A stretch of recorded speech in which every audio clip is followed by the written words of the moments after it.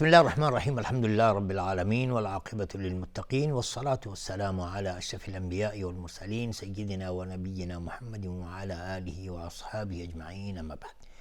بینندگان از ارجمند شبکه جهانی شارجه خدمت شما سلام دارم و انشالله که در تمام امور زندگی موفق و مؤید و سرافراز باشید. برنامه امروز برنامه آداب عبادت هست. ما در مورد ادب عبادت یا آداب عبادت صحبت میکنیم و موضوع برنامه امروز در مورد بر والدین هست و مسئله‌ای که خیلی مهمه. گفتیم بعد از مرگ پدر و مادر ما چگونه میتونیم برای اونها به حساب نافع باشیم، به اونها نفع برسونیم و برای اونها مفید باشیم بعد از مرگ اونها.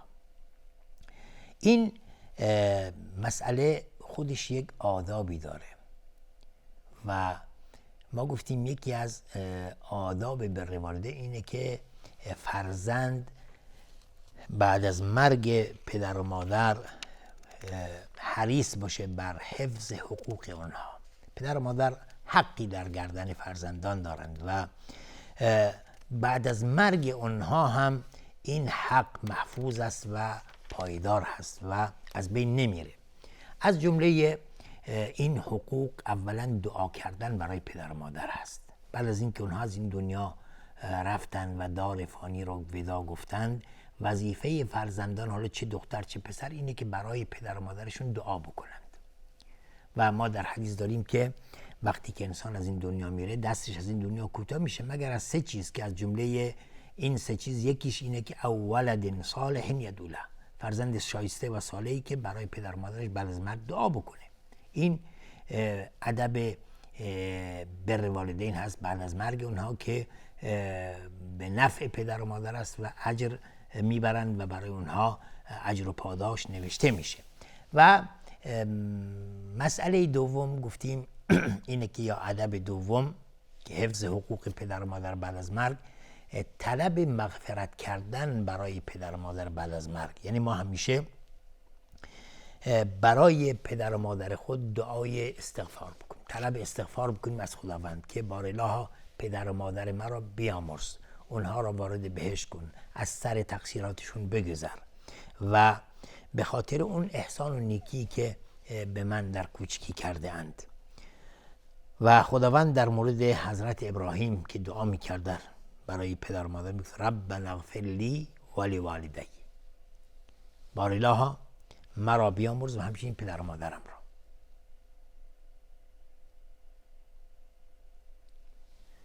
پس ما وظیفه داریم که برای پدر و مادر خود طلب مغفرت بکنیم، طلب استغفار بکنیم. همچنین از دیگر آداب حفظ حقوق پدر و مادر بعد از مرگ، انسان وصیت اونها رو عمل بکنه. به وصیت اونها عمل کردن هست.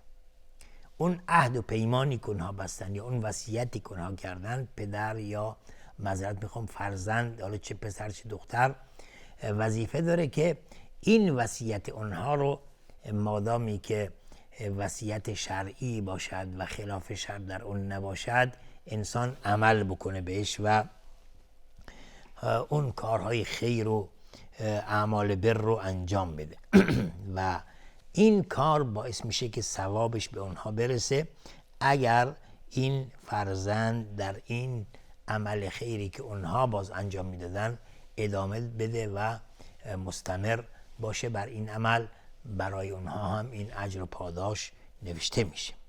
همچنین از دیگر ادب حق و حقوق پدر و مادر بعد از مرگ اینه که انسان دوستان پدر و مادر رو گرامی بدارد، احترام بکنه به دوستان پدر و مادرش.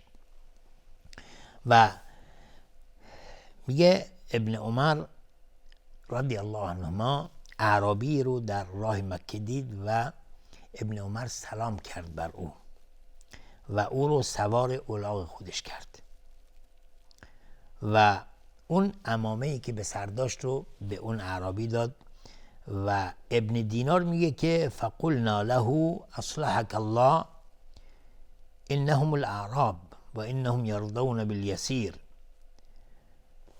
ابن دینار میگه که گفتیم خداوند اصلاح بکنه شما رو، اینها اعراب هستند، بدو هستند و با چیز کمی هم راضی میشن. ابن عمر رضی الله عنهما گفتن که ان ابا هذا کان ودا لعمر بن الخطاب. میگه عبدالله بن عمر گفتن که پدر این شخص، پدر این اعرابی دوست حضرت عمر بود و من شنیدم از رسول خدا صلی الله علیه و سلم که میفرمودند یقول ان ابر البر صلة الولد اهل ود ابیه بعد ان یولی. ابن عمر، عبدالله بن عمر میفرمایند که رضی الله عنهما گفتن که من از رسول خدا صلی الله علیه و سلم شنیدم که رسول الله فرمودند ان ابر البر، بهترین نیکی که انسان انجام میده، صلة الولد اهل ود ابیه، اینه که فرزند به اون خانواده دوستان پدرش وارسی بکنه و صله رو انجام بده، یعنی این دوستی رو ادامه بده و به اونها خوبی بکنه. بعد ان یولی، بعد از اینکه از این دنیا میره، وظیفه فرزند اینه که به دوستان پدرش خوبی بکنه، اونها رو اکرام بکنه. همچنین از دیگر آداب حق و حفظ حقوق پدر و مادر بعد از مرگ اونها، انسان صله رحمی که به وسیله اونها به او متصل میشن، یعنی اون خیشانی که بعد از پدر و مادر، بعد از فوت پدر و مادر به جای میمانند و به اونها شما متصل هستید و جزو صله ارحام شما به حساب میاند، شما صله رحم را انجام بدید و به اونها وارسی بکنید.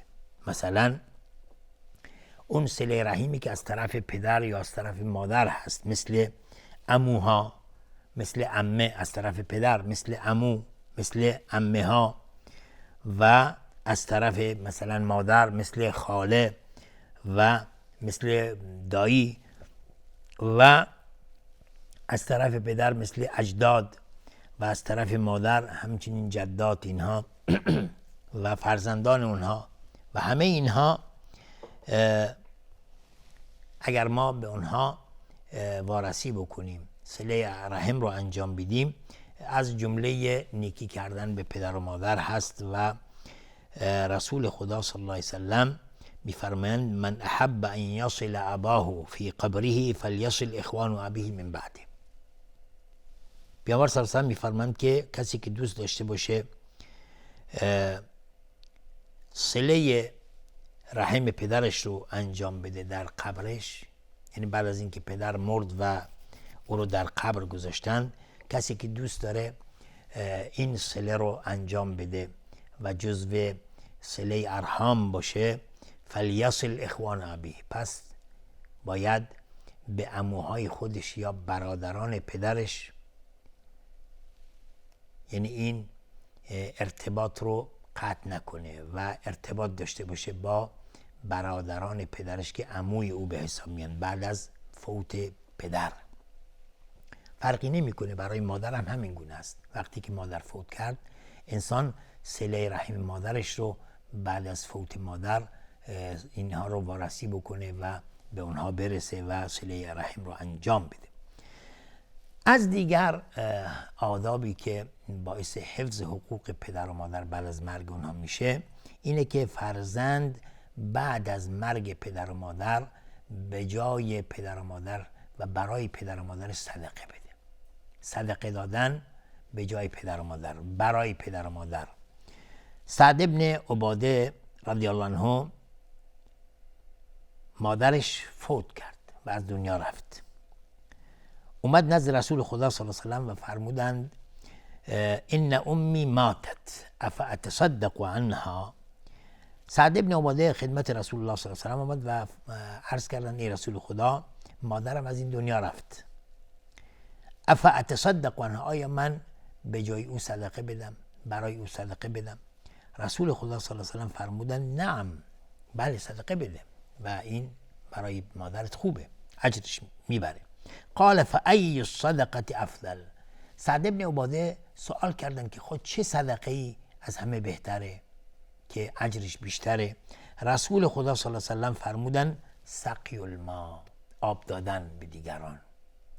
آب دادن به هر جانداری فرقی نمیکنه، انسان باشه حیوان باشه فرقی نمیکنه، درخت باشه فرقی نمیکنه. سقی الماء، آب دادن به دیگران. سعد گفت که فتلک سقایت آل سعد بالمدینه.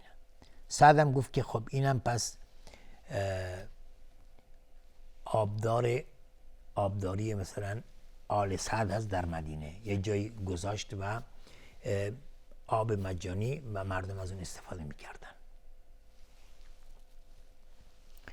و همچنین از حضرت عایشه صدیقه رضی الله عنها روایت است که رسول خدا صلی الله علیه و سلم شخصی آمد پیشش و مردی آمد پیشش و گفت که یا رسول الله ان ام افتلتت نفسها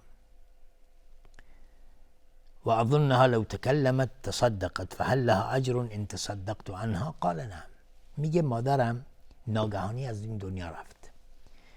افتلتت نفسها یعنی اینکه به ناگهانی جان باخت، به ناگهانی از این دنیا رفت به طور ناگهانی. و میگه من گمان میکنم که اگر فرصت داشت که سخن بگه صدقه میداد. بعد اون شخص از رسول الله صلی الله علیه و سلم سوال کردن که فهل لها اجر ان تصدقت عنها؟ ای رسول خدا، آیا اگر من به جای او صدقه دادم اون اجر و پاداش میبره، بهره میبره از این صدقه که من میدم؟ رسول خدا صلی الله علیه و سلم فرمودن نعم، بله، این صدقه که شما میدید به جای پدر و مادرت یا به جای مادرت، بله برای او فایده بخشه، به نفع اوست، نفعش به او میرسه، اجرش به او خواهد رسید.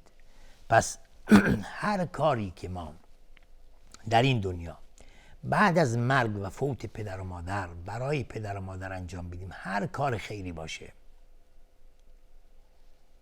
این اجرش به پدر و مادر ما میرسه. از دعا کردن، از استغفار کردن، از وارسی کردن به دوستان پدر و مادر، از وارسی کردن به صله ارحام پدر و مادر، از صدقه دادن به جای پدر و مادر، اینها همه انسان اجر داره. حتی خار و خاشاکی که انسان از جلوی پای مسلمانان برداره، باز هم اجرش به پدر و مادر میرسه، چون شما سبب هستید و شما ولد صالح هستید و هر کار خیری که شما انجام میدید اجرش به پدر و مادر شما خواهد رسید. آب دادن، صدقه دادن، پول دادن، وارسی کردن به ایتام، به فقرا، همه اینها اجر داره برای پدر و مادر شما هم. از دیگر یا آخرین ادب از آدابی که باعث حفظ حقوق پدر و مادر بعد از مرگ میشه، زیارت قبر پدر و مادر بعد از مرگ اونها. زیارت قبر پدر و مادر بعد از مرگ اونها، این باز یکی از حقوقی است که پدر و مادر در حق فرزند و در گردن فرزند دارند، که وظیفه فرزندان اینه که لااقل هفته یک بار، دو بار یا ماهی یک بار، دو بار سر بزنن به قبرستان و برای پدر و مادرشون دعا بکنند. از حضرت ابوهریره رضی الله عنه روایت است که رسول خدا صلی الله علیه و سلم قبر مادرشون زیارت کردند و گریه کردند و باعث شدن که کسانی که دور و بر رسول الله بودن همه گریه افتادن و گریه کردند و رسول خدا صلی الله علیه و سلم فرمودند استأذنت ربی فی ان ازور قبرها فاذن لی و استأذنت فی ان استغفر لها فلم یؤذن لی. میگه از پروردگارم اجازه خواستم که قبر مادرم رو زیارت بکنم، خداوند به من اجازه داد، و از خداوند اجازه خواستم که برای مادرم طلب مغفرت بکنم، ولی خداوند به من این اجازه را نداد. پس زیارت قبر پدر و مادر شرعی است و جایزه و شخص میتونه که زیارت قبر و قبر پدر و مادرش بره، ولی نه اینکه یک روز معین بکنه که فقط جمعه تا جمعه یا شنبه تا شنبه. نه، هر وقت فرصت کرد بره سر قبر پدر و مادرش و برای اونها دعا بکنه و طلب مغفرت بکنه. این خودش اجر داره و انسان این کار رو انجام میده. ولی اینکه انسان مشخص بکنه که بله هفته یک بار شب جمعه تا جمعه من میرم و میرم سر قبر پدر و مادرم و اونجا مثلا حلوا توزیع میکنم یا اونجا مثلا حیوانی به حساب ذبح میکنم، نه، اینها درست نیست. میره سر قبر پدر و مادر و برای اونها طلب مغفرت، طلب دعا میکنه، استغفار میکنه و هر دعایی که برای آخرت اونها خوبه دعا میکنه و از خداوند طلب میکنه که بهش توفیق بده که همیشه سر وعده خودش باشه و برای اونها طلب مغفرت و دعای خیر بکنه تا مادامی که زنده هست. پس این اموری که شرعی است هیچ جای اشکالی در اون نیست که انسان انجام بده، ولی اموری که نادرست هست انسان نباید انجام بده. از جمله اموری که خیلی بد هست و نادرست هست اینه که وقتی که شخصی فوت میکنه، پدر و مادر یا هر کسی دیگری هفته میگیرند، ماه میگیرند، 40 روز نفع میگیرند، سالگرد میگیرند، عید اول میگیرن. مثلا حالا اگر کسی فوت کرد، پدر و مادری فوت کرد و عید اولش بود، عید آمد، حالا این عید اوله که پدر و مادر فوت کرده، مثل یک جشن عروسی میاد مراسم میگیره، مردم رو دعوت میده. این درست نیست از نظر شرعی و شرعیتی نداره و اسلام چنین چیزی نگفته و این اموری که باعث میشه انسان بر خودش متحمل بکنه اون هزینه های سنگینی که ممکنه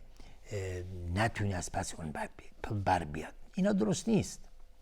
خداوند و پیامبر صلی الله علیه و آله چنین چیز از ما نخواستن و به ما نگفتن که این کارو بکنید. گفتن برید برای سر قبر پدر مادر، برای مادر، برای پدر دعا کن، نه اینکه برو همه چیز توزیع کن. میخوای توزیع بکنی، صدقه بدی، بله، به فقیر، فقرا، مستمندان میخری و میدی و میگی بارالله این خیر و صدقه‌ای که من دادم اجرش برسه به پدر و مادر. این درسته، اشکالی در اون نیست. انشاءالله که خداوند به همه ما توفیق بده که تمام کارهایی که انجام میدیم طبق دستورات دین مبین اسلام باشه. تا دیدار دیگر و برنامه دیگر همه شما رو به خداوند بزرگ میسپارم. آخر دعوانا ان الحمدلله رب العالمین و السلام علیکم و رحمت الله و برکاته.